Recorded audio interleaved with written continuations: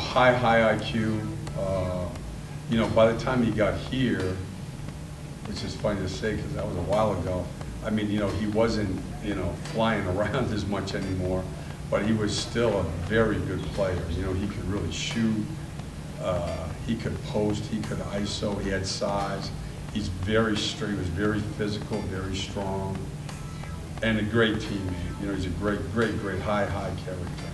You see the way he's probably lighter now than he was when he played here, or if he's heavier, it's not by much. What does that example set for young guys?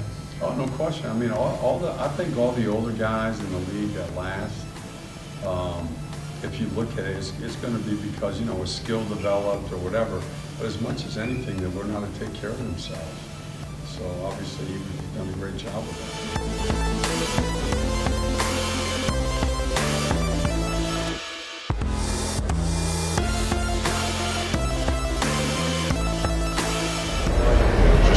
Every time he steps on the court, whether it's a video tribute or it's just the applause, it's just a understanding of the respect that the fans, the organizations, the league has for Vince for 22 years.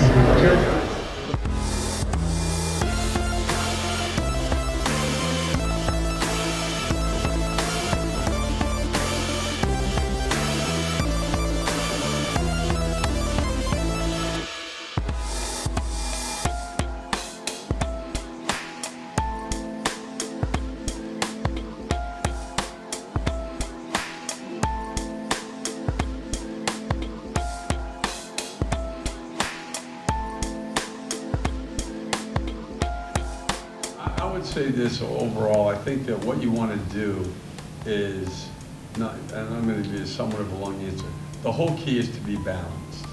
So if you're going to try to be a factor in the playoffs, for instance, we did this long study here when I was with Stan, and then we carried it over our first year in Charlotte. What we found generally is this: if you're top 10 in either offense or defense, and then say top 15 in the other, you're probably going to be a playoff team, and you're probably good enough to be a factor.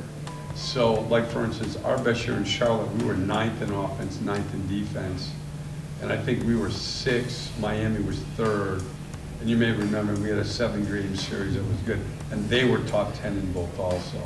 So, anyway, to get back to it, to me, I don't think you can say anymore the way it used to be. I want a point guard who's an organizer. I want a, one wing guy who can drive it, one who can shoot it. I just think like what you have to be able to do is put groupings on the floor that can play both offense and defense, so you can do it for 48 minutes. Now, they're different now because they have two guys, and not many teams would have this.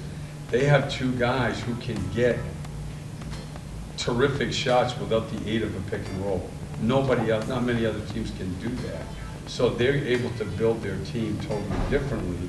And then it's just a question of, without him, and I don't know their team well enough, but they're doing it, is can you rebound and defend well?